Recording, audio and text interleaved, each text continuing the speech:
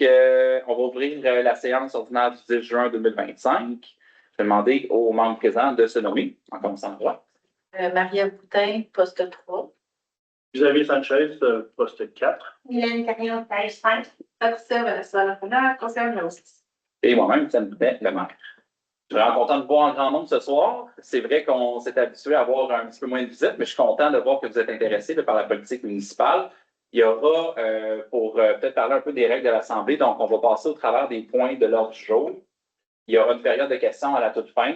À tour de rôle, vous pourrez vous nommer, poser des questions sur les sujets de l'ordre du jour. On prendra le temps qu'il faudra pour répondre à toutes vos questions. Donc, on va commencer au point 2, l'adoption de l'ordre du jour, 2.1. J'aurais besoin d'un proposeur. Je propose, Marie. Parfait, merci. Est-ce qu'on a une demande de vote? Adopté. Point 3, greffe et affaires juridiques. Le 3.1, procès verbal de la séance extraordinaire du 5 mai 2025. Je propose, Maria Boutin, d'accepter le procès verbal de la séance extraordinaire du 5 mai. Donc, les conseillers, on a lu la séance et tout est conforme, donc on peut le déposer. Merci. Est-ce qu'on a une demande de vote? C'est adopté. 3.2, procès verbal de la séance ordinaire du 13 mai 2025.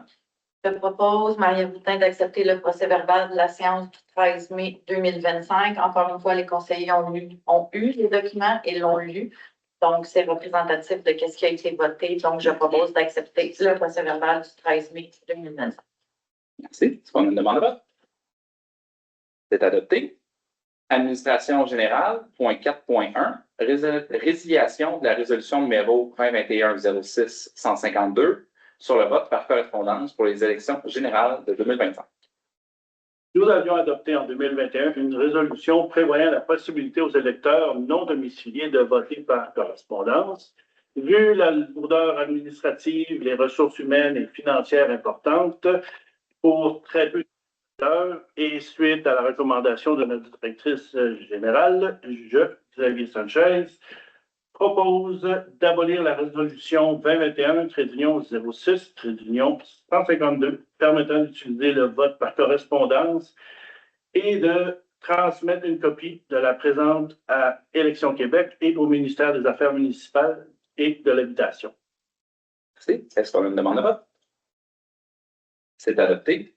4.2, octroi de contrat pour le soutien technologique aux fins de confection et de révision de la liste électorale et autres processus électoraux pour les élections générales de 2025.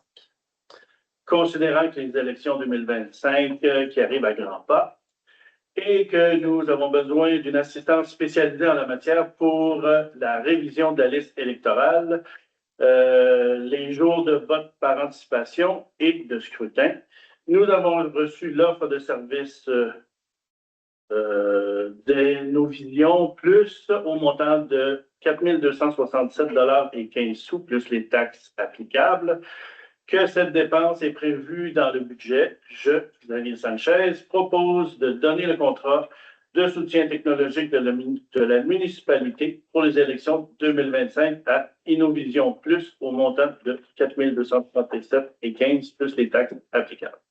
Merci. C'est pas une demande de vote? Adopté. Finances et trésorerie, 5.1, les comptes à payer du mois de mai 2025. Je propose, Maria Boutin, d'accepter les comptes à payer du mois de mai 2025. Les conseillers, on a eu la liste de toutes les dépenses. Donc, comme on fait à chaque mois maintenant, je vais vous donner les chiffres, je ne connais pas toutes par cœur. 182 706,7, c'est les dépenses de fonctionnement. 86 742,58, c'est les dépenses en masse salariale, tout département confondu. Et 89 457,19, c'est les dépenses d'investissement. Donc, c'est conforme. Je propose d'adopter les comptes à payer de mai 2025. Parfait, merci. On a une demande de vote? C'est adopté. Sécurité publique, 6.1, embauche du candidat numéro 03-0069 au poste de pompier recru. Le service de sécurité incendie ayant un poste à combler et ayant reçu plus d'une candidature, suite aux entrevues, notre directeur du service incendie de Saint-Jacques-le-Mineur nous recommande l'embauche du candidat 03-0069. Il suivra la formation de premier répondant 3 pour une mise à niveau défrayée par la municipalité. La date d'entrée en poste est prévue le 16 juin prochain. Il sera rémunéré selon l'échelle salariale actuelle et sera soumis à une période de probation d'1 an. Donc, je, Xavier Sanchez, propose l'embauche du candidat. Merci. Est-ce qu'on a une demande de vote? Adopté. Travaux publics, point 7.1, demande d'appui de la Ville de Saint-Philippe. Donc, la Ville de Saint-Philippe projette d'adopter un amendement à son règlement sur la circulation afin d'interdire le passage des véhicules lourds sur la route Édouard-Stept entre la Motte-et-Monette et la Ville de la Prairie. Le ministère des Transports demande l'appui d'autres municipalités concernées par cette modification. Une vérification des impacts potentiels a été faite auprès de l'entreprise exploitant la carrière du 47 rue Édouard-Stept. Donc, je propose ce soir depuis la demande de la Ville de Saint-Philippe dans son projet d'amender son règlement de circulation afin de prohiber la circulation des camions lourds sur la route Édouard-Stept au nord de la montée Bonnet. Si, tu as une demande de vote? C'est adopté. 7.2, poteau de luminaire de rue, 7 rue Place de l'Église. Donc, l'état de dégradation du poteau du luminaire de la rue située là, au 7 Place de l'Église. Les propriétaires de l'immeuble concerné, la demande vient des propriétaires de l'immeuble. Donc, ils sont en accord que les luminaires de la rue soient installés temporairement sur leur poteau privé d'alimentation électrique. Donc, ce soir, Vanessa Lafrenière propose de retirer le poteau luminaire de la rue devant le 7 Place de l'Église et d'autoriser la directrice générale à signer pour la municipalité une entente d'utilisation temporaire du poteau privé d'alimentation électrique du même immeuble. Merci. Tu as une demande de vote? C'est adopté. Aménagement et urbanisme, 8.1, octroi de contrat pour le service professionnel en domotique pour le nouveau complexe municipal. Le nouveau complexe municipal sera muni d'un système de domotique pour la tenue des séances et autres fonctionnalités. La firme Technologie DomoPlus ayant déjà travaillé pour la municipalité, je propose, Xavier Sanchez, que la municipalité octroie le contrat d'installation d'un système de domotique à la firme DomoPlus suite à la soumission que nous avons eue de 21 600 $ plus les taxes applicables et d'autoriser la directrice générale à signer les documents relatifs au contrat de service. C'est quand même une demande de vote. C'est adopté. 8.2, nomination d'un membre suppléant pour le comité consultatif d'urbanisme. Concernant les règlements constituant le comité consultatif d'urbanisme, donc ce qu'on appelle communément le CCU, le UR 1000, concernant le règlement, le conseil veut nommer 2 membres substituts. La municipalité a procédé à un appel de candidature. On n'a reçu qu'un seul membre, donc on propose aujourd'hui d'accepter cette nouvelle membre, Mme Francine Gingras, à titre de membre substitut du CCU. Parfait, merci. On a une demande de vote. C'est adopté. 8.3, demande de dérogation mineure 2025-70003 au 220 route Édouard VII. Donc, nous avons reçu une demande de dérogation mineure pour une résidence route Édouard VII à Saint-Jacques-Léminard, juste ici. Donc, c'est concernant la subdivision d'un lot. Il y a une superficie de 2442 mètres carrés, alors que la réglementation municipale prévoit une superficie minimale de 2500 mètres carrés. Sont passés au CCU, on a une recommandation du CCU. Le Maxime Bourgeois, porteur géomètre, a fait le lotissement à ce niveau-là. Donc, je propose qu'on fasse un vote concernant cette demande-là. Parfait, merci. Je vais selon les recommandations du CCU. C'est donc contre. Je vais aussi selon la recommandation du CCU. Donc, je vote pour l'acceptation de la délégation. Je vote pour l'acceptation. Je vais voter pour aussi. Donc, c'est pour le procès verbal, la demande de dérogation mineure 2025-7003 est acceptée à ce moment-là. 8.4, nomination des membres pour le comité de sélection des œuvres d'art du complexe municipal. Oui, je propose, Maria Boutin, de nommer les nouveaux membres pour un comité de sélection d'œuvres d'art. Comme vous savez, on va avoir un nouveau centre communautaire. Dans ce centre communautaire-là, ça prend des œuvres d'art. Donc, le FRACIM subventionne à 100% l'œuvre d'art qui sera exposée soit à l'intérieur ou à l'extérieur. Une œuvre d'art au montant de 99 000 $. Donc, il faut créer un comité pour analyser, savoir qu'est-ce qu'on veut. On veut-tu un blé d'Inde en or, on veut on veut peut-être quelque chose de plus recherché aussi, là. Donc, le comité de sélection doit être formé d'un représentant de la municipalité. Ce représentant-là va être Mme Isabelle Arfoy, directrice générale. Ensuite de ça, il y a un citoyen, M. Denis Gauthier. Ensuite de ça, ça prend une représentante des architectes. Ça va être Mme Catherine Miel. Puis, un membre du conseil, donc moi-même. Que je me donc, je propose d'accepter la nomination de ces 4 membres au comité de sélection des œuvres d'art pour le nouveau complexe municipal. Merci. Est-ce qu'on a une demande de vote? Juste seconde, si jamais tu avais besoin, c'est la même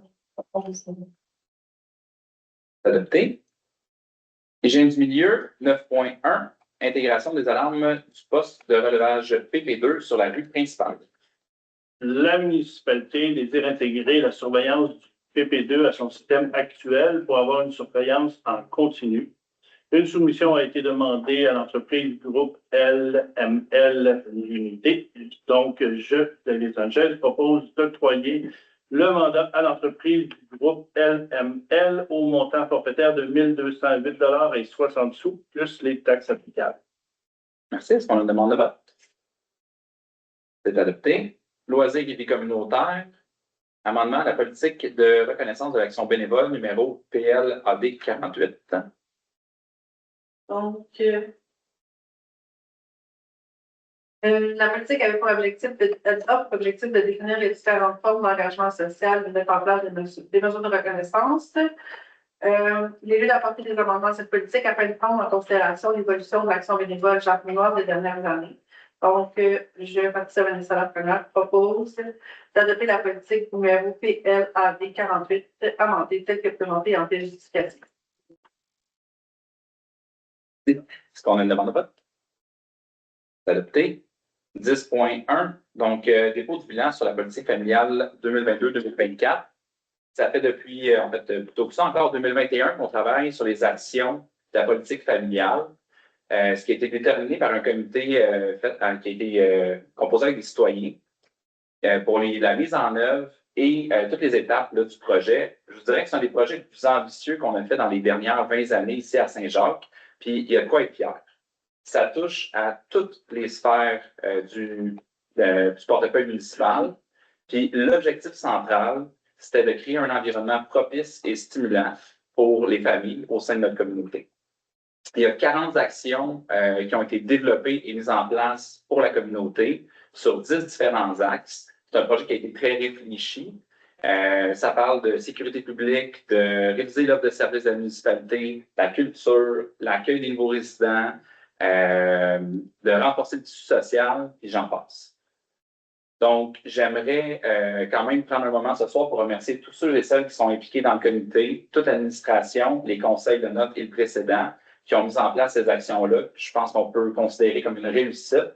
Il n'y a que très peu d'actions qu'on n'a pas eu les moyens pour une raison ou une autre de faire. Et aujourd'hui, on peut dire qu'on a vraiment amené la municipalité là, dans une nouvelle ère plus agréable et plus plaisante pour les jeunes familles. 10.2, concours de photos pour le calendrier municipal. Donc, à toutes les années, là, on produit un calendrier, donc vous savez, notre propre total. Puis la municipalité là, aimerait mettre de l'avant un concours de photos. Donc, vous pouvez présenter vos photos pour qu'on puisse le mettre là, à chaque mois. Puis, pour encourager les gens à participer et pour encourager les entreprises locales, je propose, Patricia Vanessa Lafrenière, d'offrir aux 13 personnes ayant soumis des photos retenues pour le calendrier 2025 une carte cadeau de 25 $ du marché Le Mineur. Notre départ. Parfait. Merci. Est-ce qu'on a demandé là? C'est noté. Bibliothèque 11.1, dépôt de la certification 2024-2025 de la Bibliothèque Saint-Jacques. Donc, on a reçu une très belle surprise cette année.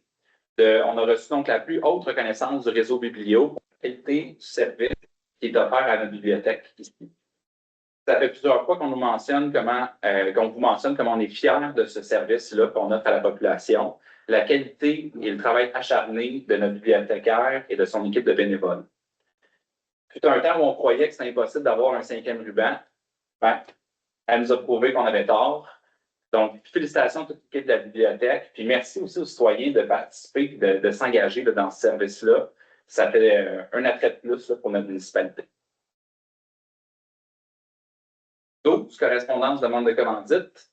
Donc, 12.1, on a une demande de soutien financier pour un projet structurant d'habitation pour les aînés à Saint-Cyprien de Napierville. Considérant que l'OBNL offre des stages situés à Saint-Cyprien de Napierville qui va développer un projet d'habitation pour aînés, considérant que l'organisme va probablement s'adresser à nos citoyens aussi à ce niveau-là. Elles sont dans les phases de consultation les citoyennes, les étapes préparatoires au niveau du projet.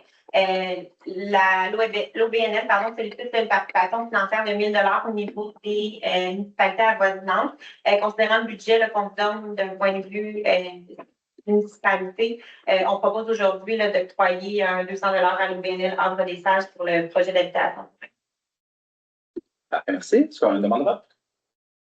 C'est adopté. Information aux citoyens, c'est comme un message de la friperie. Pour ce mois-ci. La bibliothèque. Moi, j'aurais un message, en fait, une bonne nouvelle. On a reçu la semaine passée l'autorisation du ministère de l'Environnement d'exploiter un nouveau puits pour ceux et celles qui sont branchés sur le réseau d'aqueduc. Donc, ce nouveau puits-là, ça fait longtemps qu'on l'attend, vraiment trop longtemps, mais il va nous permettre de sécuriser évidemment l'apport en eau à tous les citoyens, mais aussi pour ceux et celles qui ont regardé la dernière séance qu'on a tenue, ça nous permet d'analyser la possibilité de lever en partie ou en totalité le moratoire sur les constructions résidentielles. Donc, on va vous présenter un projet. En fait, on a présenté un avis de motion. Sous peu, on va vous soumettre une date. Donc, il y aura une consultation citoyenne sur les modalités. Donc, le comment là, on va lever le moratoire, qui on peut permettre, qui est intéressé de bâtir. Donc, tous ceux et celles qui ont un projet sur la table, je vous invite à être présents. Suivez le panneau afficheur, le site web, les médias sociaux. On va publier, le créer sur tous les toits le plus possible, mais ça va se passer rapidement. Donc, on peut vraiment étudier le système municipal, c'est long. Donc, on veut faire cette étude-là le plus rapidement possible pour pouvoir mettre en place les mesures pour permettre aux gens de reprendre la vie qu'on a stoppée il y a 5 ans. Donc, sur ça nous amènerait à la période de questions. Est-ce qu'il y a des questions à faire? Je m'en vais peut-être juste vu qu'il y a beaucoup de monde de se nommer. Là. Oui, Karine Paiement. Donc, je lis 5 questions. Ben, 4 questions, un commentaire. Est-ce que tu veux que je lis en rattrape? Oui, puis je vais te répondre. OK. Donc, pour la liste électorale, le dépôt de 4 000 $ concernant la prise en charge, je veux juste savoir c'est quoi exactement qui va être pris en charge par la firme, parce qu'antérieurement, si je ne me trompe pas, c'était Mme Larpoix qui s'était occupée pendant les élections municipales la dernière fois de pas mal d'affaires. Fait que là, je voulais juste qu'on départage un peu les choses pour bien comprendre, s'il vous plaît. La deuxième chose, la pluie à Saint-Philippe, vous avez dit qu'il y a eu une étude d'impact pour savoir avec notre entreprise ici, notre citoyen corporatif. Moi, je me questionne, est-ce que l'impact au niveau de la circulation sur la montée Saint-Jacques, considérant les travaux qui ne sont pas complètement finis, est-ce que ça a été étudié? Est-ce que vous avez... comment vous avez genre dessus? Je suis certaine.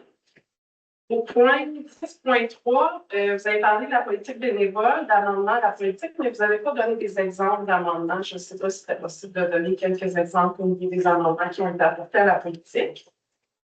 10.2, la politique familiale, c'est un processus qui est décidé par le conseil municipal si on veut reprendre le processus ou adhérer, faire une nouvelle politique. Donc, puisque la date d'expiration était 2024, est-ce que le conseil a pensé un nouveau plan d'action? Si ce n'est pas un plan d'action pour la famille, parce que comme vous dites, vous avez mis plus de 40 choses en place, puis je faisais partie de la politique à ce moment-là, fait que j'ai une idée de ce qui a été coché sur la liste. Est-ce que vous avez pensé pour nos aînés?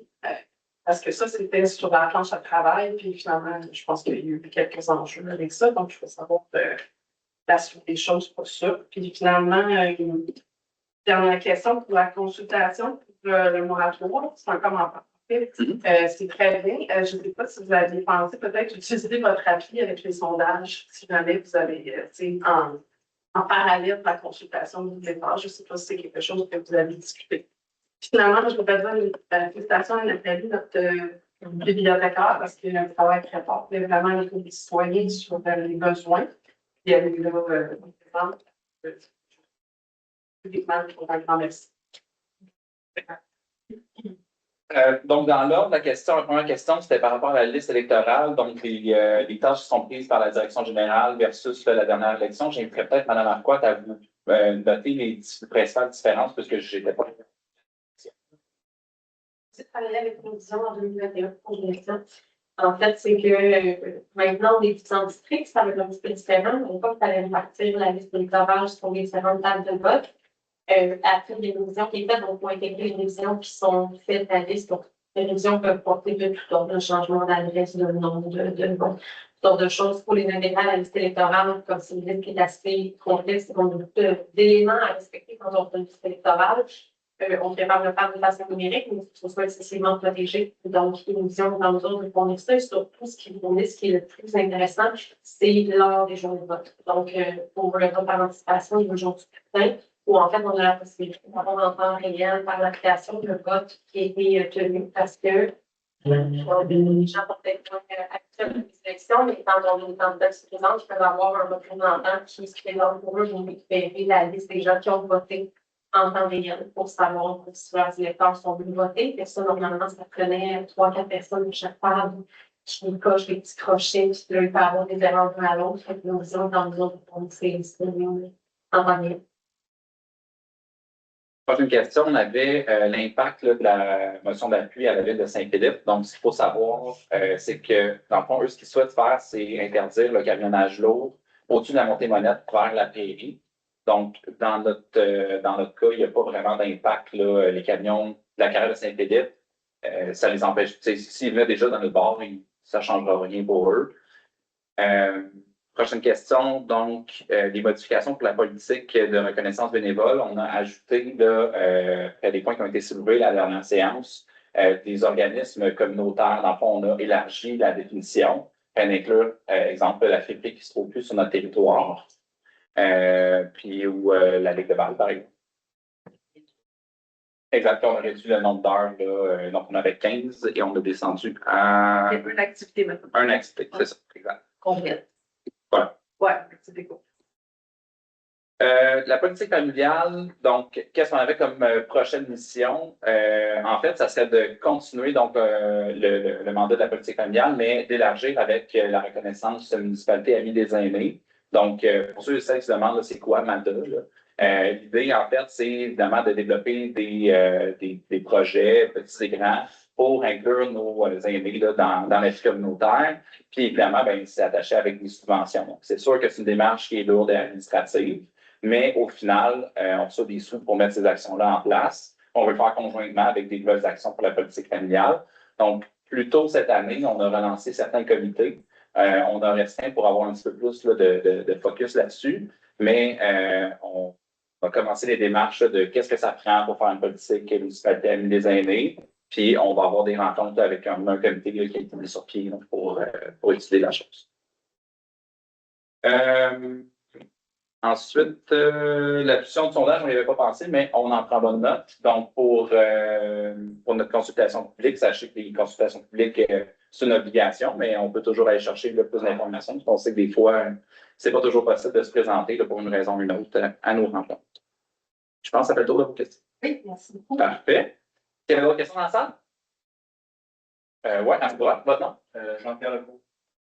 Moi, j'ai un grand terrain. J'aimerais ça lotisser. Oui. C'est ça, je suis allé voir l'urbaniste. Puis il m'a dit tant que le moratoire n'est pas tombé, il ne peut pas donner de permis de lotissage. Je veux juste savoir comment je vais pouvoir savoir toutes les étapes là, à partir de maintenant.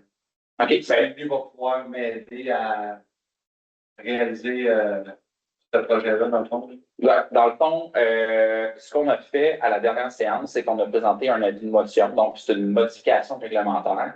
Puis ça, ce que ça a comme effet, c'est que ça gèle les demandes en cours. Donc, en fait, les nouvelles demandes, je m'excuse, pas les demandes en cours.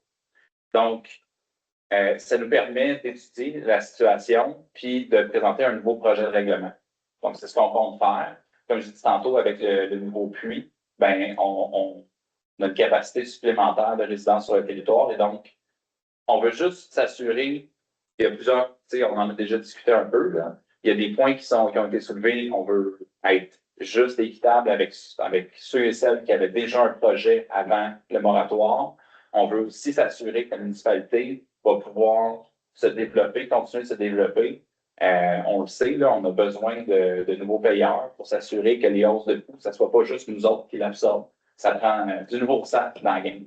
C'est-à-dire que si tu lèves le moratoire, tu ne donneras pas nécessairement de permis de le faire.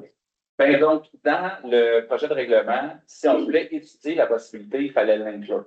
Donc, c'est pour ça qu'on l'a ajouté au projet de règlement qu'on a déposé à la dernière séance. À la rencontre qu'on va faire avec les citoyens sur la levée du moratoire, c'est un des sujets qui va être abordé.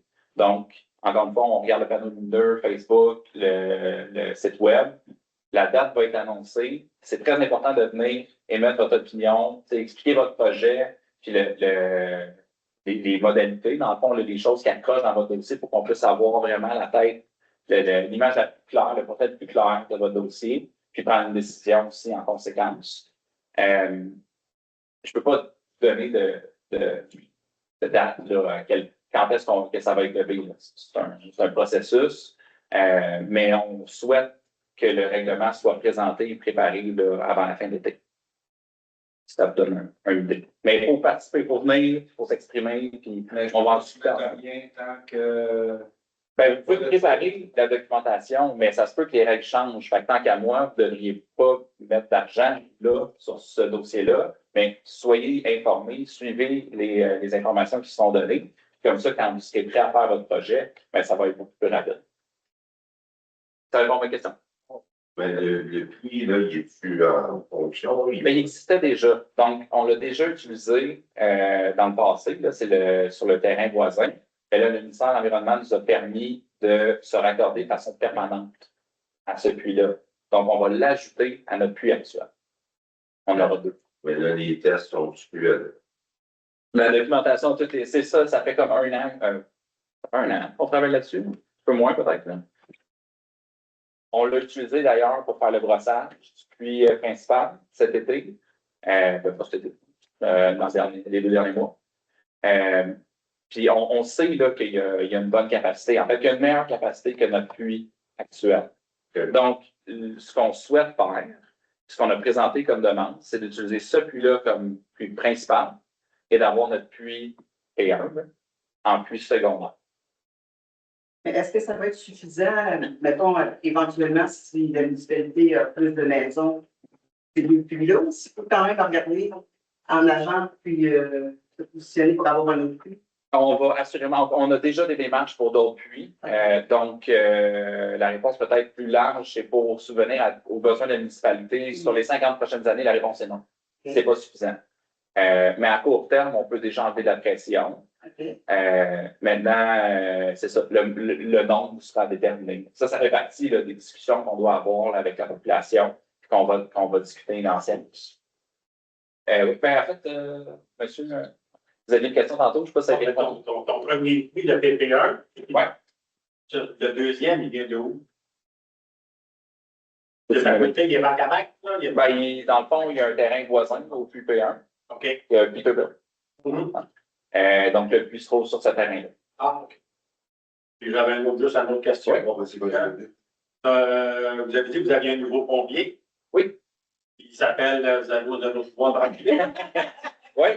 Ses parents n'avaient pas de nom. Oui. Je ne sais pas si on l'a dans nos documents. En fait, c'est qu'on a commencé à faire ça il y a quelques années. On donne leur matricule, là, mais le but, c'est de prendre la décision vraiment sur les faits et non pas sur parce que vous savez, dans un village, on prenait lui, puis lui, puis lui. Là. Fait que c'est d'éviter justement de discriminer quand c'est pas nécessaire. C'est pour prévenir ça. Mais son nom, je pense qu'on l'a. C'est Alexandre. C'est ça. Il est dans la salle? Frédéric? Non. Il est engagé. Bon. Ben, sachez peut-être qu'il est arrivé formé, là, il manquait une petite mise à niveau pour le premier répondant 3. mais il était déjà compris par le passé. Fait qu'on saute. Oui, M. Gordon. Salut, monsieur. Là, tantôt, tu as parlé de nouvelles demandes, justement, de permis de lotissement, là, parce que tu as dit, justement, ça, c'est mon cas à moi, là, tout le monde a leur cas, là, mais justement, moi, ma demande a été faite en 2024. Toutes les démarches ont été remplies. J'ai été plusieurs fois à l'hôtel de ville. J'ai eu la misère un petit peu à avoir comme les chiffres exacts du montant, etc.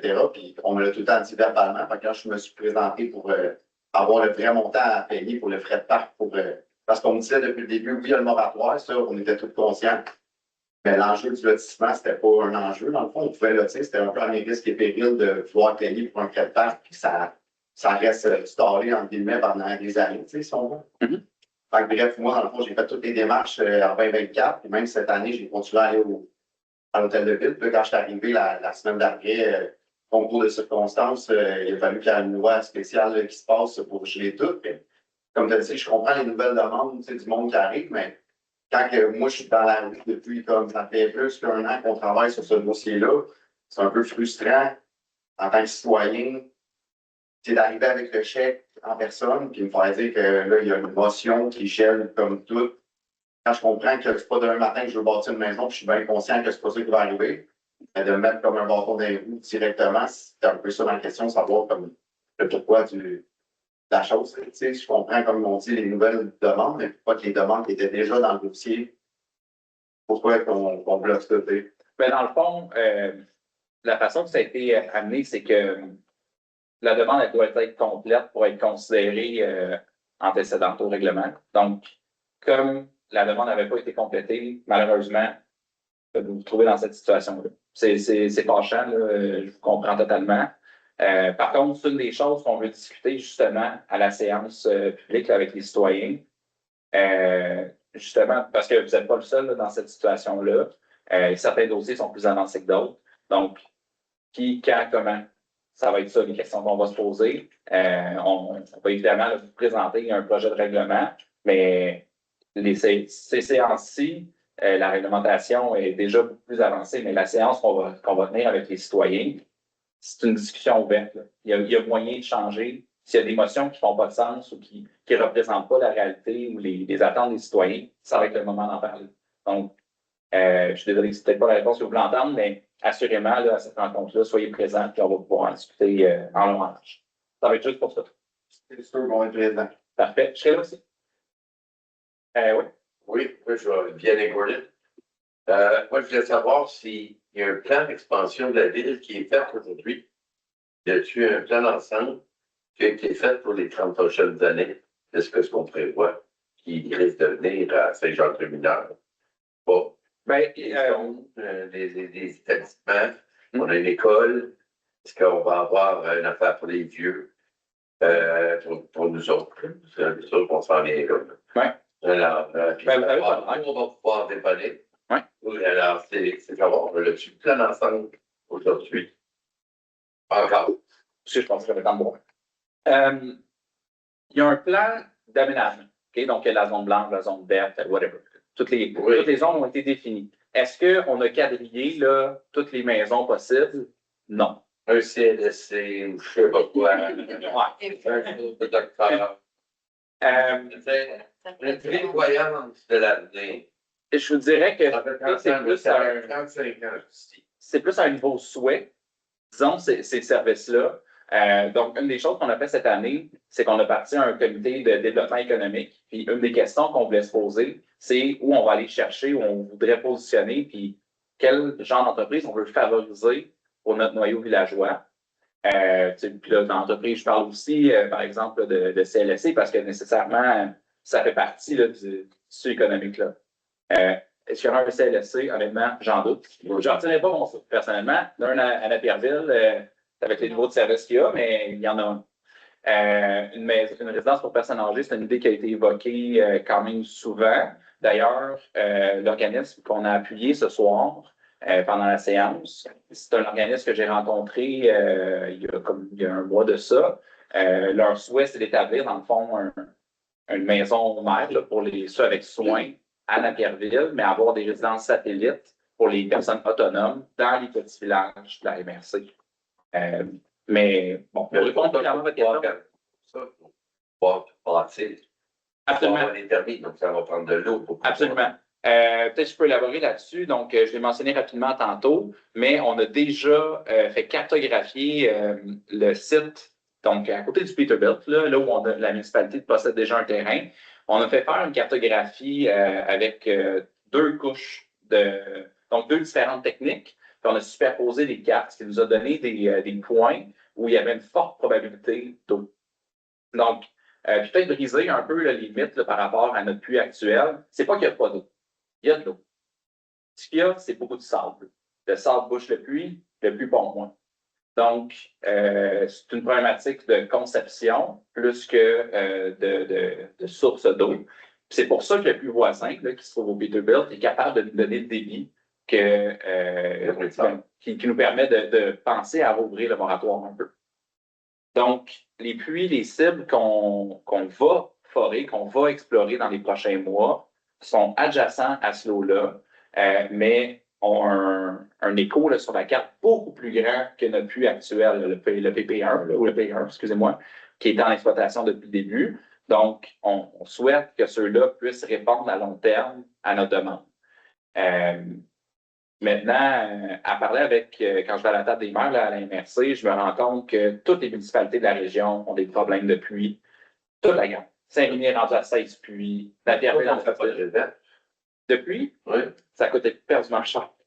En fait, donc les programmes de subvention, comment sont faits au Québec, pour la grande majorité, là, puis notamment celui-là, c'est pour répondre aux besoins immédiats. Puis, prenons exemple, le programme qui a été appliqué dessus, qu'on a eu notre réseau d'aqueduc, c'est le besoin immédiat plus 10 %.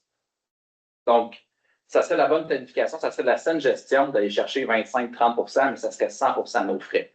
Ça ne serait pas subventionné. Là, on parle de millions. Puis pourquoi il n'y aurait pas du privé? C'est une possibilité. Pourquoi est-ce qu'il y a beaucoup de villes qui font des projets comme avec l'intégration privée? Ça veut dire qu'il veut se partir. Il a ses propres puits, c'est aux frais de l'entrepreneur. Ça amène des taxes à la ville, ça amène du monde, ça fait du monde content. Et ça fait de la fortune.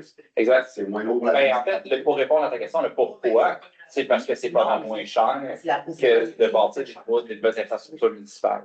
C'est moins cher, c'est sûr, mais quand, mettons, t'es arrêté, ça serait quand même mieux s'il y aurait. Parce qu'il y en a des entrepreneurs, ils les ont, les poches, puis au final, c'est les clients qui vont être prêts, les citoyens vont être prêts à le payer. Ils ne paieront pas plus cher de leurs taxes. Ils vont payer plus cher à l'achat ou à la construction de la maison parce que les coûts vont être répartis sur, exemple, 20 terrains. Puis eux, je te donne un exemple, ça prend 2 puits pour les 20 terrains, 3 puits, peu importe. C'est tout aux frais, mettons, d'entrepreneur. Pourquoi est-ce qu'on ne peut pas faire des projets, exemple, de même intégrés, isolés, quelque chose qui a de l'allure, certifié par un ingénieur, etc. C'est pas quelque chose qui est juste pitchement. 100%. C'est une discussion qu'on a à avoir, évidemment, comme conseil. Présentement, la raison pourquoi pas, c'est parce que notre réglementation ne le permet pas, mais ça ne veut pas dire que ça ne peut pas être changé. Maintenant, le comment, c'est sûr qu'idéalement, on veut que les gens, parce que la loi l'oblige, quand tu es devant les réseaux d'aqueduc, tu es obligé de te connecter. Mais est-ce qu'on peut développer des exceptions? Clairement, il y a des villes qui l'ont fait. Donc, oui, on peut les développer. Comment on protège des places comme serrées, on ne parle pas de ces places-là, on parle tout le temps des places plus grandes, où il y en a de la place, parce qu'il y a quelque chose, on en a encore de la place, là, où est-ce qu'il y aurait place à ça, mettons, là. Absolument. Pas nécessairement. Je pense que c'est un petit détail de même qui ferait peut-être que les citoyens, comme le taux de satisfaction, irait sûrement plus à la hausse qu'à la baisse, mettons. J'entends. Je pense en fait tout le conseil l'entend. Comme je mentionnais, on en a déjà discuté. C'est pas ce qui est proposé qui va être à l'ordre du jour. C'est d'autres choses qui avancent. Mais assurément, c'est une discussion qu'on peut continuer à avoir. Oui, comme des solutions. Quand mettons, oui, OK, on est arrêté devant le fait accompli parce que là, avec la semaine passée, on prolonge le moratoire encore. On ne savait pas où est-ce qu'on s'en allait. Dans ce cas-là, il y a toujours des solutions dans la vie, c'est juste de pouvoir des fois être ouvert aux solutions au lieu d'être fermé. C'est quand la prochaine meeting pour louer? Malheureusement, on n'a pas la date finale encore. C'est pour ça que je ne veux pas vous donner une date provisoire, mais elle sera annoncée. Là. Donc, suivez le panneau afficheur, nos médias sociaux. Ça reste de parler. Mais ça va être rapidement. On ne veut pas étirer ça pendant des mois et des mois. Plus de chaises, ça va faire. Oui. Ben, dans le fond, c'était dans le même sujet que monsieur. J'en avais déjà suggéré à Martin Blais d'ouvrir peut-être des projets comme ça, plus privés. Mhm. Puis sa réponse a été directe. Elle dit la municipalité de Saint-Jacques a 98% de terres agricoles, alors on ne peut pas rien faire. Il était vraiment bloqué à l'idée. Je vois qu'il ne nous a pas parlé de ça. Moi, c'est pas parce qu'on me dit non que j'écoute. Je pense qu'il y a toujours des solutions. Il y a plein de problèmes dans la vie, puis on est là pour les régler. Mais tu sais, si on est fermé à la base, c'est sûr qu'on n'annoncera pas. Puis pour le sujet de la faute du père, sûrement, pour le projet de 30 ans, tout ça, j'aimerais ça que tu continues ton point sur, mettons, les puits. Tu parlais du terrain près de Peterville. Ouais. C'est quoi? Je Mais vais dans le fond, comme été interrompu, puis j'aimerais ça que tu continues sur ce sujet-là. ça se peut, j'ai tendance à... Ouais, non, c'est pas grave, je vais t'emmener. Donc on a 2 forages exploratoires qui devraient se faire là, cette année. Non, mais dans le fond, tu parlais dans le fond d'une carte que tu avais peut-être ouvrir, mettons, la possibilité d'avoir comme une place commerciale. Non, je me trompe-tu? Non, pas ça. OK. Mais il y a un secteur commercial qui a été ciblé, oui, là, dans le coin de la rue Fillon, puis en arrière de l'Oasis. Oui. Je trouve, dans le fond, qu'il n'y a pas beaucoup d'endroits commerciaux à Saint-Jean. En fait, ça, c'est une discussion que j'ai auprès de la MRC. Donc, je suis sur le comité de développement économique de la MRC également. Puis, un des points qu'on va amener, parce qu'on est en modification de schéma d'ensemble, c'est plutôt que de centraliser les commerces, c'est comme prenons exemple le Normandin Transit là, en plein milieu de Napierville. C'est pas idéal. Pour nous, la vision développement économique, puis le rapport qui a été présenté aussi, là, qui a été demandé et présenté à la MRC, ça parle beaucoup de camionnage, ça parle évidemment beaucoup d'agriculture puis des industries connexes.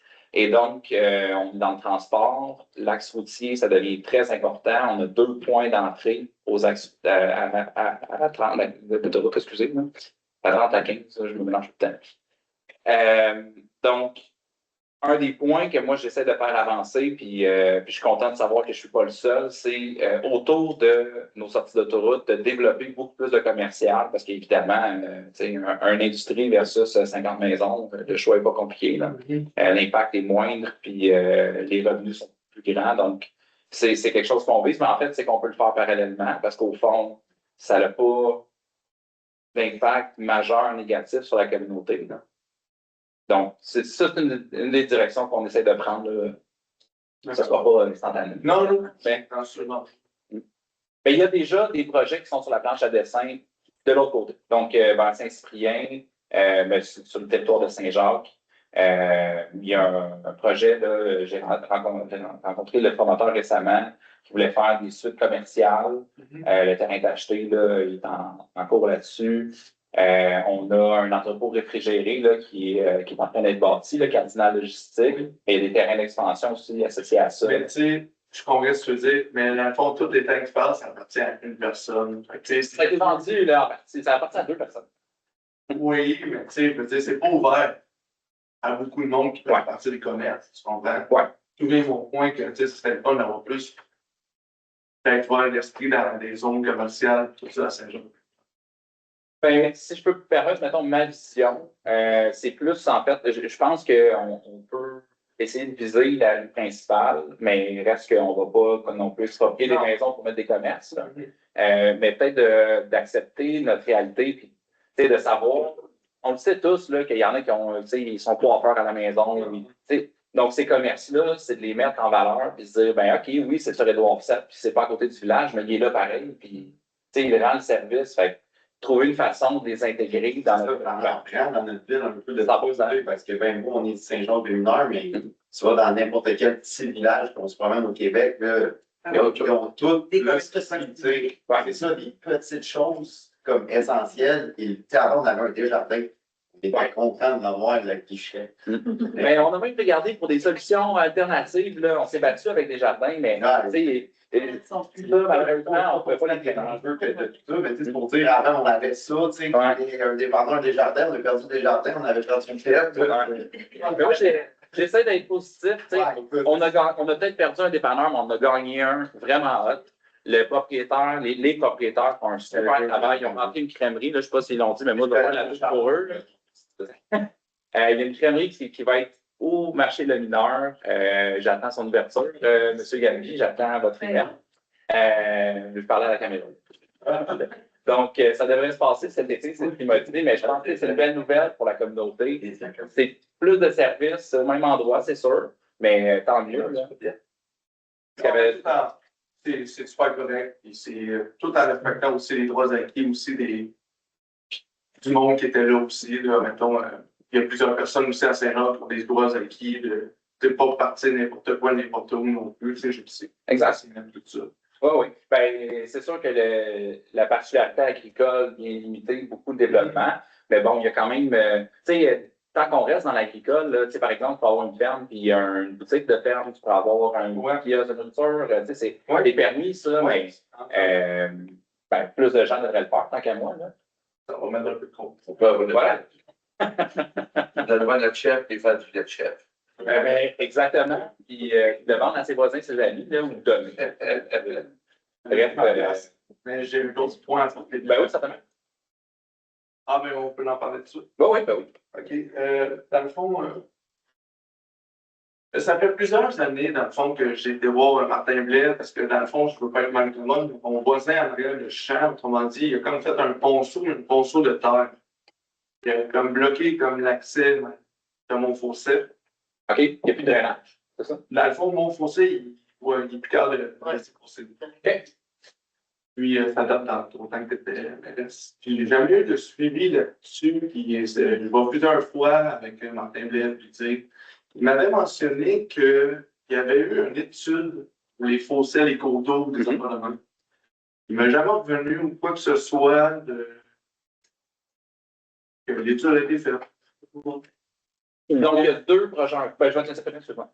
C'est juste, mettons, j'ai payé une firme de biologie pour savoir si j'avais des milieux humides chez moi. OK. Si j'ai un milieu humide par rapport à mon voisin ou de vous qui ne faites pas, dans le fond, ben, vous, mais dans le fond, c'est. Ben, la municipalité. Oui, exactement. Je fais quoi avec mon milieu humide? Parce qu'aujourd'hui, un milieu humide, on s'entend dessus que c'est criminel, passer un pied là-dedans, quelque chose de même. Ça fait combien de temps que tu dis? Oui, mais en tout cas, je suis plus investie parce que il y avait des suivis qui avaient été faits là-dessus. Que peut-être que ça ferait mieux de garder les suivis qui ont été faits, puis après ça. Le dossier spécifique, honnêtement, je vous réécrire. Je vais vous faire un suivi, là,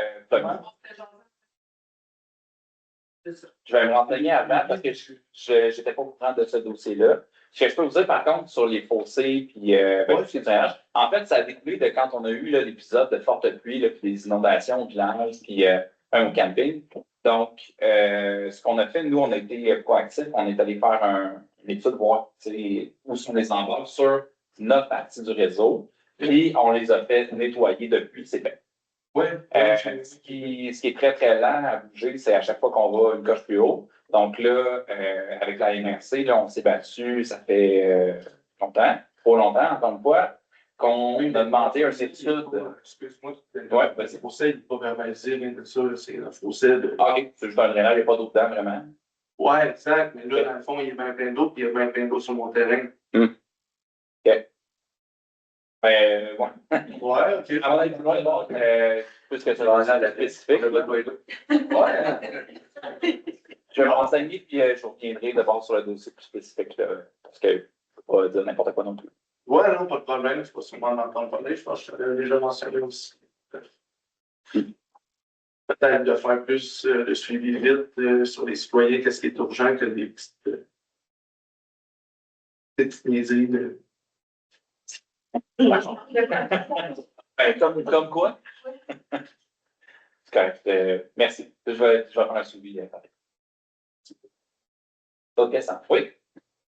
En fait, moi, je me demandais, je reviens sur les puits. Ouais. De ce que je comprends, c'est la solution du puits voisin, c'est une solution à court terme, et ça nous donne accès à construire un certain nombre de maisons.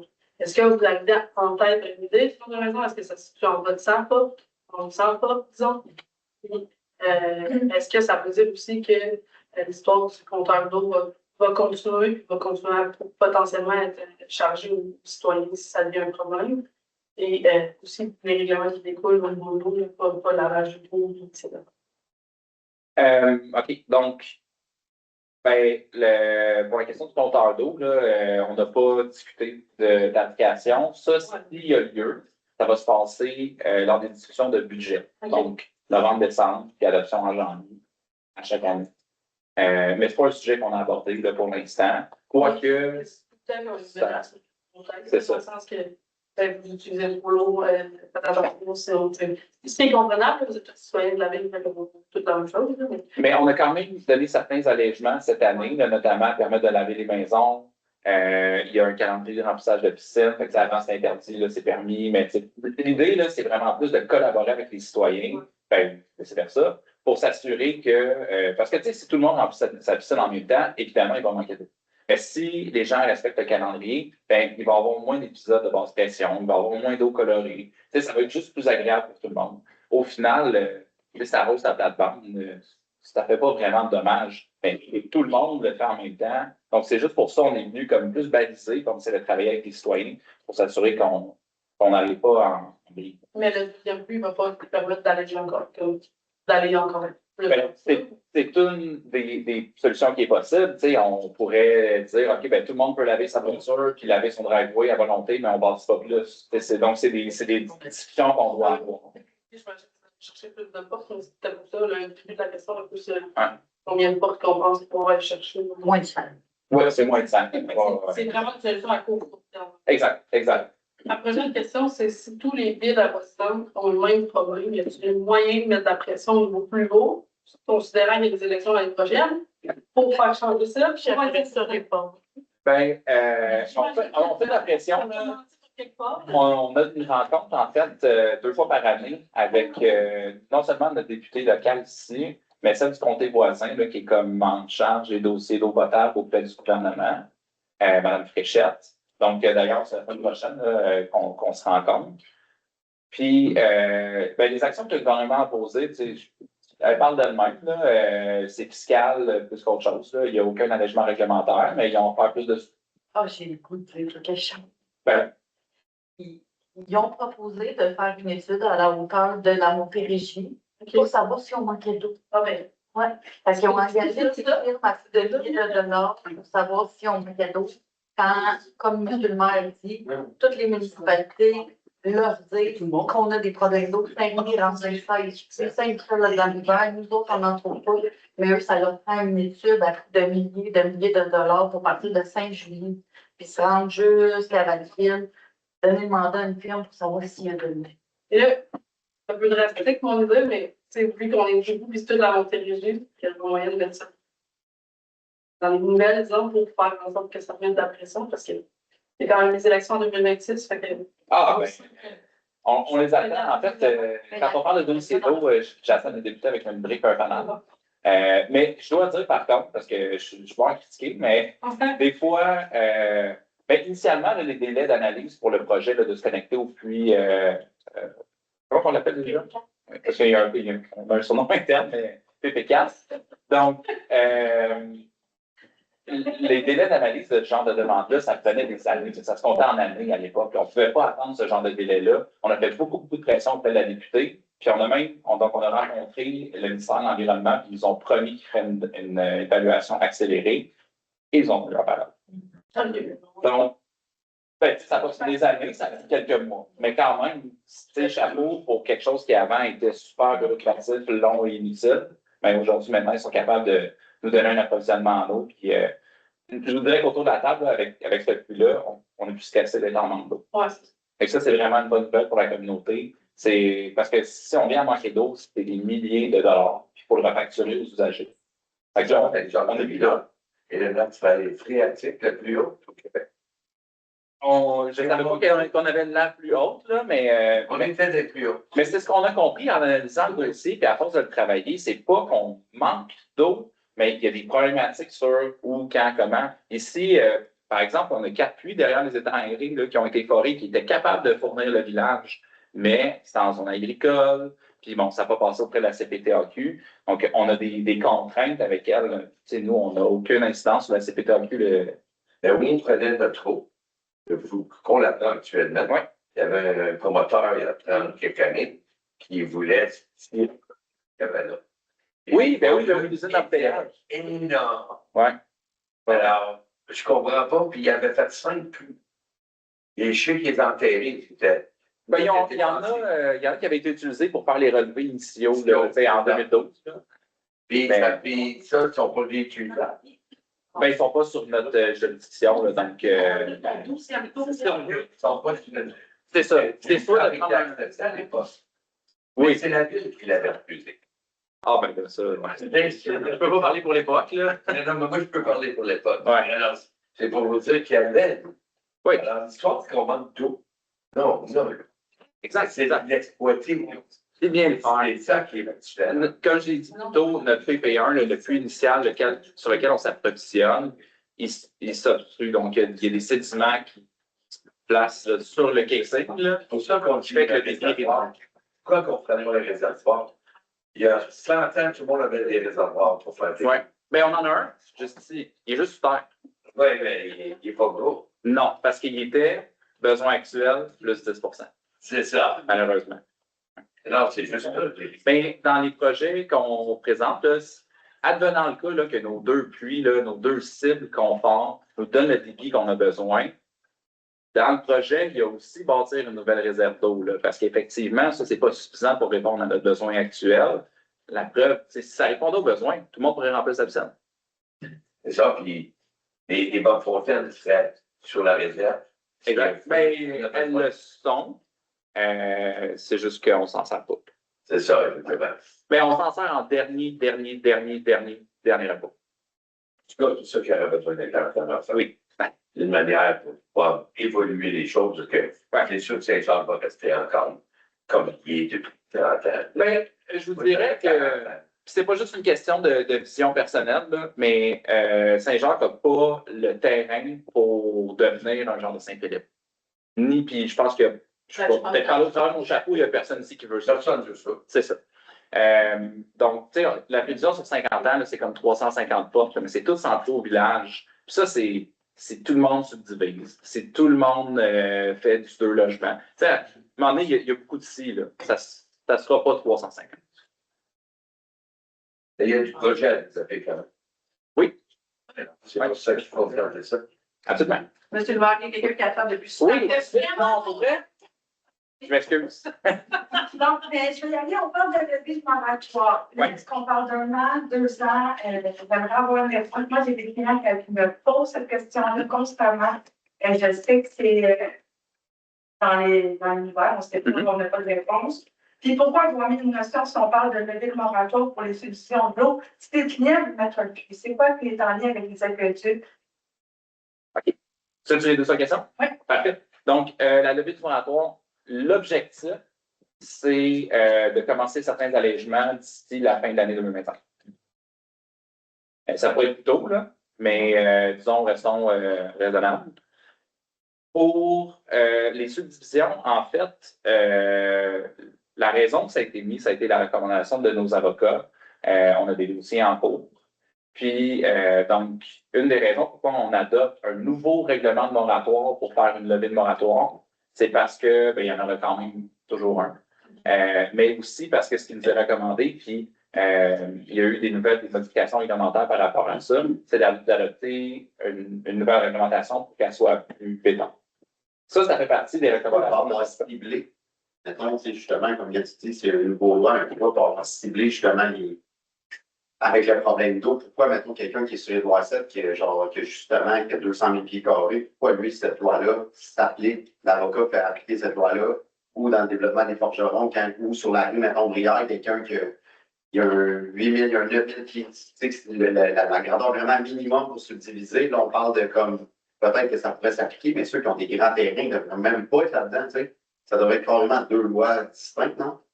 Ça se trouve dans le même, parce que, tu sais, un ne va pas sans l'autre. La seule raison de subdiviser, c'est de bâtir plus. Hein. C'est juste que d'habitude, il y a des règlements, puis c'est toujours, en construction, il y a un code du bâtiment, c'est avant tant de superficie. C'est toujours selon les superficies. Fait que pourquoi ce règlement-là n'est pas selon les superficies, ça réglerait, ça fait clair. Là. Parce que ça empêche tout le monde qui a des gros terrains de pouvoir faire de quoi, comme quelqu'un qu'on dit, on ne pourra pas planter un puits sur un terrain de 5000 pieds carrés. C'est là, on le sait, c'est pas dans, il peut pas, c'est pas dans, quelqu'un qui a un terrain de 50 000 pieds carrés, pourquoi il ne pourrait pas, c'est un peu là, Ben, s'il n'est pas desservi par l'aqueduc, il n'y a pas le choix de se faire un puits, fait qu'on ne les empêche pas en rien, le milieu rural actuellement, là. C'est vraiment au milieu urbain. C'est ça. Qu'est-ce que vous dites à 50 000 sur les 3-7 à l'autre bout, dans le Val Saint-André? Il peut se diviser en deux, il n'est pas desservi par une voie aqueduc. Fait que lui, il va le faire, son puits, il va faire son champ d'épuration, ça ne s'applique pas. C'est sûr, mais comme moi, quand est-ce que je parle, c'est je vais voir ça de l'autre bord, puis je te dirais que c'est la dernière maison du périmètre urbain, mais. Oui. Ah, ben là, vous parlez de votre projet. C'est sûr, mais c'est sûr que c'est mon exemple que je sors, mais c'est un peu. Mais chaque fois, tu peux être connecté avec l'aqueduc, et là, mais je peux aussi être sur le puits. Ben, je peux être sur le puits si les superficies, c'est ça que le maire expliquait. Tu corresponds aux deux critères. Je peux être sur l'aqueduc. C'est ça. Qu'est-ce qui m'empêcherait de prendre un grec, me connecter sur mon puits? Ça, on a tout. Mais ce qui empêche ça, c'est notre réglementation. C'est ça. C'est ça. C'est ça qu'on. Ça veut modifie la réglementation. C'est pour ça que je vous invite à venir à cette rencontre-là. J'aimerais vous donner une date. Mais chacun notre avocat, on a calé. C'est bon. Mais c'est pas le but. La raison pour faire affaire avec des avocats, c'est juste pour s'assurer qu'on se tire pas dans le pied. Là. Mais généralement, c'est qu'on se tire. Des fois, c'est ça rend le monde du Parce qu'il n'y a pas de plan d'ensemble. Mettez un plan d'ensemble comme ça, pas de tout va pouvoir faire. Respecter un plan d'ensemble. L'autre, même chose. Je ne voulais pas dire non, là, mais à un moment donné, il faut voir la vision. Quand je m'en vais à Saint-Lambert développer, ce secteur-là, il faut des duplex. Ce secteur-là, il faut des duplex. Ce secteur-là, il faut des maisons unifamiliales, ça c'est commercial, c'est industriel. Mais ça, c'est déjà fait. C'est mélangé. Ça, c'est déjà fait, ça fait partie du règlement de zonage. Jusqu'ici, c'est quasiment juste une familiale. Il y a quelques endroits qui sont ciblés pour des plex, là, notamment la place Benoît-Guérin. Exemple, mais je veux dire, il faudrait quand même être déterminé pour le futur de nos jeunes, de nos grands-parents. Moi, c'est grave. Tu sais, je veux dire, vas-tu m'en aller ailleurs? Je veux m'en venir, mon année, je vais faire c'est moi qui va s'en aller dans une place pendant que je suis autonome. Là, c'est moi qui vais devenir semi-autonome. Maintenant, c'est le mouvement de la vie. Mais ici, on est mal pris pour nos vieux. Ça, c'est tout le monde le dit. Tous mes amis se demandent qu'est-ce qu'on va faire d'ici. Vous comprenez, dans les vieux. Donc, il faut s'en aller à Saint-Jean. Il faut s'en aller ici. Pourquoi? Pour pas rester dans ma famille. Souvent, contrairement, ce qui arrive, c'est que les gens restent trop longtemps chez eux, s'isolent, se mettent dans des situations qui ne sont pas bonnes pour leur santé. Donc, c'est sûr que c'est une problématique qui nous touche tous. Absolument. Je pense qu'on est d'une génération où, en tout cas, pour celles qui ont encore des parents, c'est une question qu'on se pose. Ne vous inquiétez pas, ça va être la c'est ça, un jour, ça sonne auto. Mais bref, spécifiquement ça, c'est encore à l'étape souhait. Par contre, la zone blanche, ça, c'est du familial, ça, c'est du mix, ça, c'est déjà défini. Ça, c'est déjà défini. Oui, ça, vous pouvez aller à l'hôtel de ville, on va pouvoir vous remettre, là, si vous avez un lot en tête, pour avoir l'information, quel genre de zonage qui est applicable à cet endroit-là. Ça répond. Mais il faut toujours penser qu'on est une campagne. Ben oui, moi je pense que c'est une campagne. Parce que s'il y a plus de la campagne, on accepte plus de monde qu'on fait des campagnes. Faites-moi pas passer. Les cultivateurs, là, ils vont en avoir des temps à négocier. À un moment donné, on est cultivateurs. Ben ça, je suis d'accord avec toi, 100%. Faut pas. Mais moi, je suis parti j'ai habité d'une place pour venir à la campagne. Ben, je suis plus à la campagne. Je suis rendu sur des.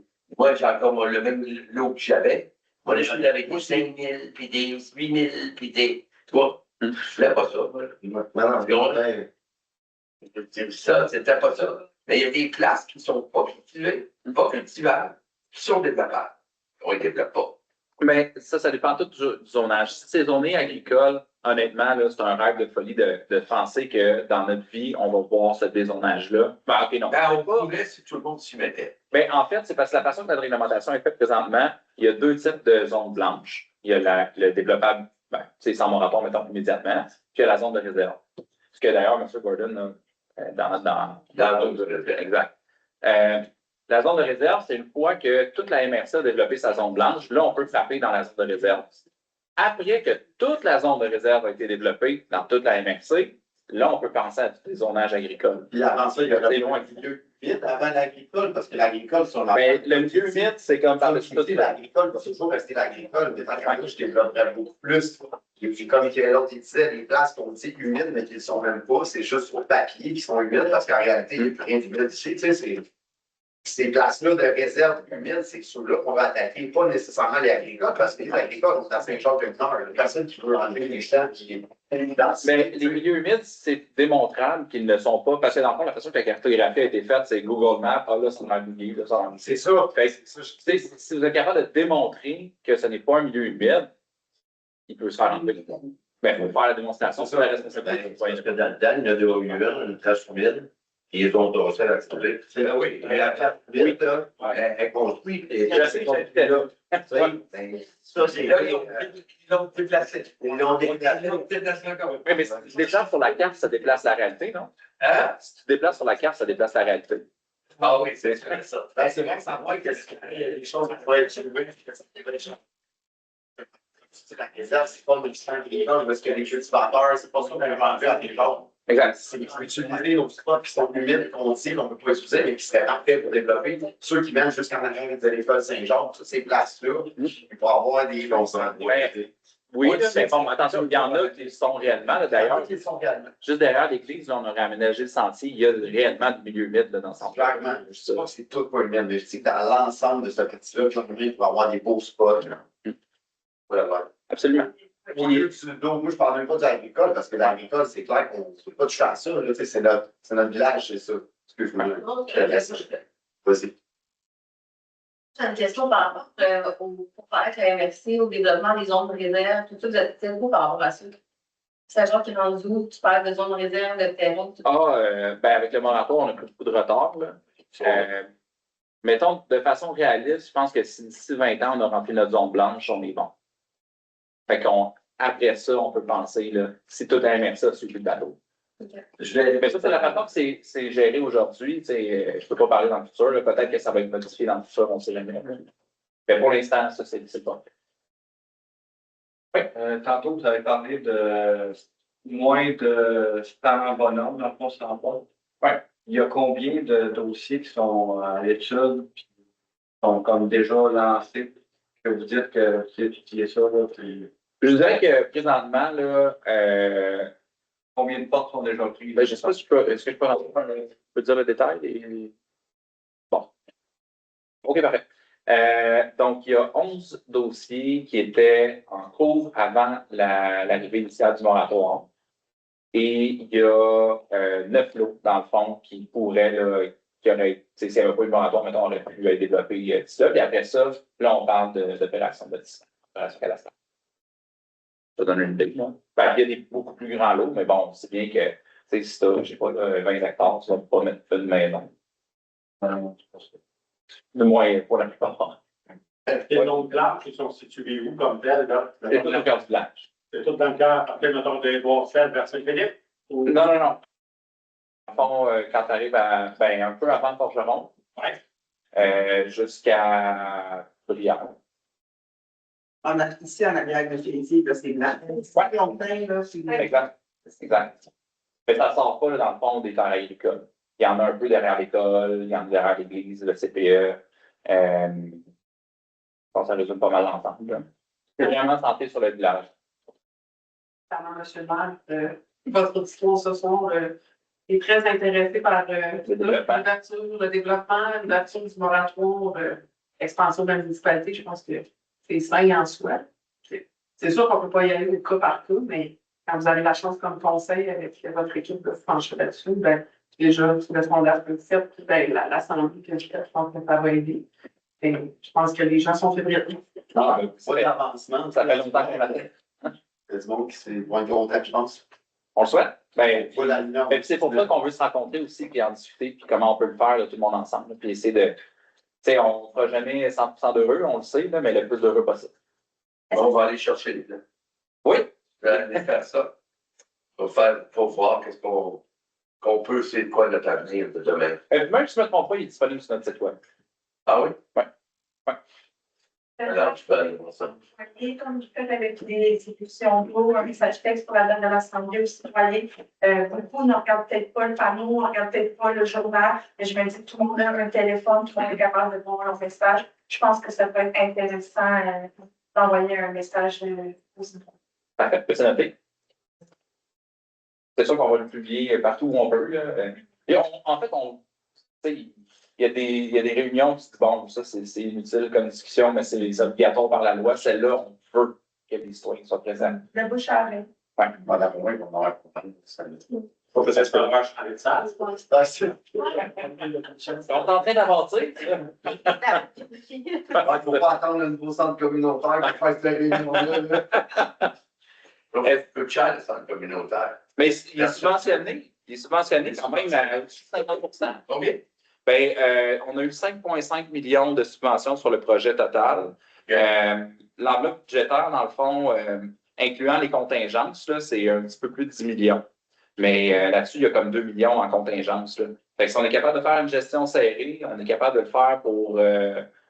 Donc, on peut augmenter dans la population pour avoir un petit peu plus de temps. Oui, on a un fonds de mobilisation. On a des surplus non affectés. Donc, notre souhait, là, parce qu'on ne peut pas prévoir le futur, mais si on est capable de continuer de faire une bonne gestion, puis on est capable de générer des surplus parce qu'on fait des économies en cours de route, ça se peut qu'on soit capable de payer. Sans dette. Sans dette, ça serait mieux. Ça serait le but. C'est mon rêve.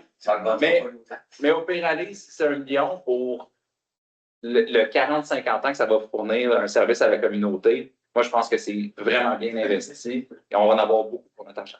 C'est pas un luxe, mais c'est surtout un endroit aussi où s'il y a des sinistres et autres qui va accueillir les résidents. La sécurité publique, c'est important. Puis à l'heure actuelle, il n'y a pas d'endroit de cette nature-là. Fait que je pense que dans ce dossier-là, le conseil a pris de très bonnes messages ici. Merci. Est-ce qu'il y a d'autres questions? Non.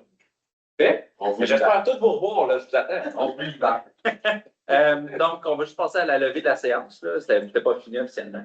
J'ai besoin d'un proposeur. Je ne pas aussi. Là, vous y allez.